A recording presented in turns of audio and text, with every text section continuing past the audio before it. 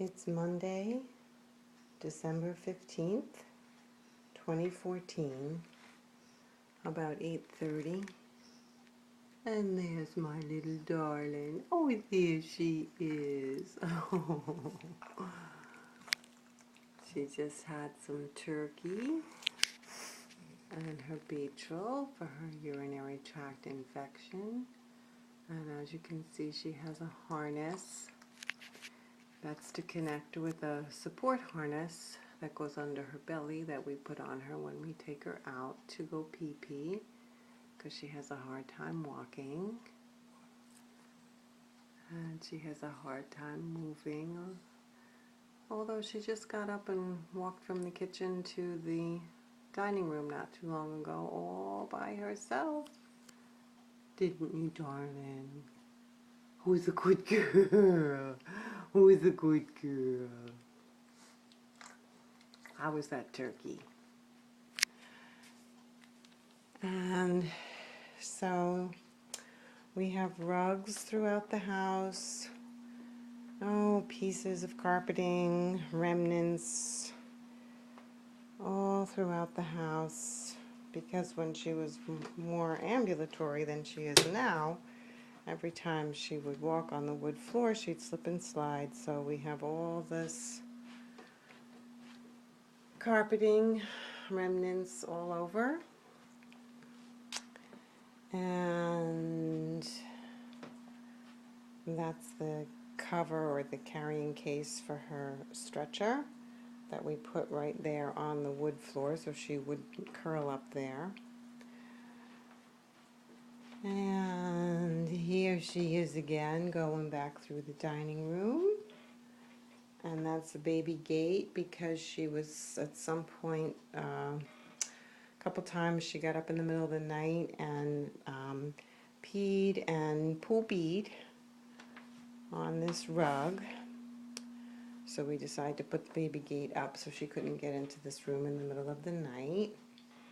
But now, as I said, she's hardly walking, so we don't need to do that, although we have continued to do that. And now we're going into the kitchen, and you can see all these weird pieces of rug on the linoleum floor in the kitchen, held together with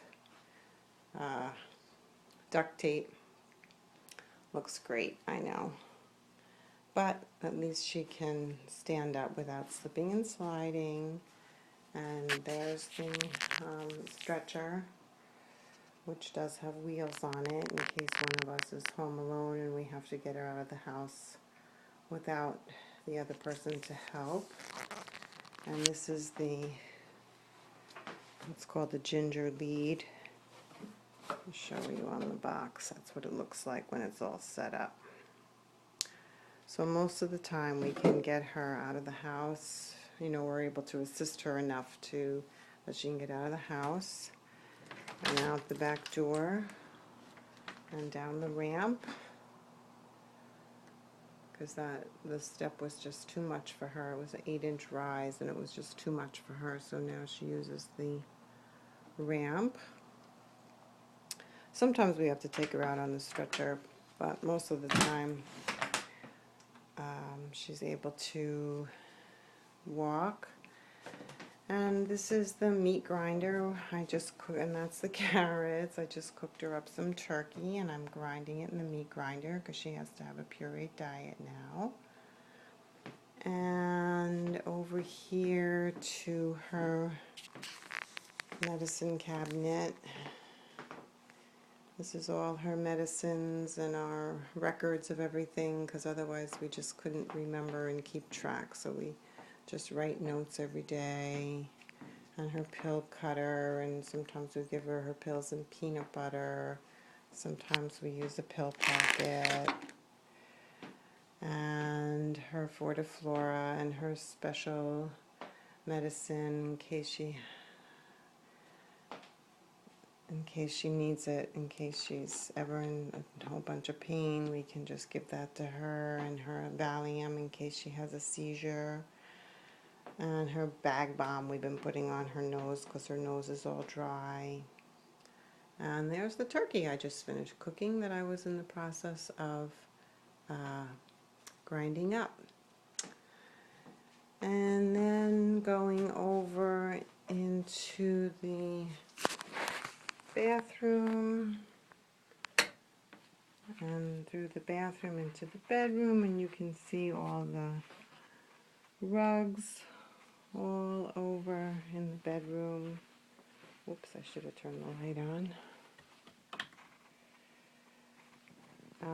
So we have several layers of old towels and old blankets and old shower curtains underneath, all over the carpeting in the bedroom.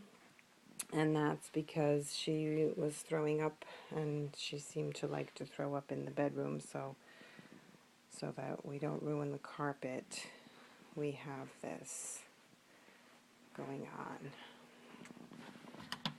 And that's what it's like to have a little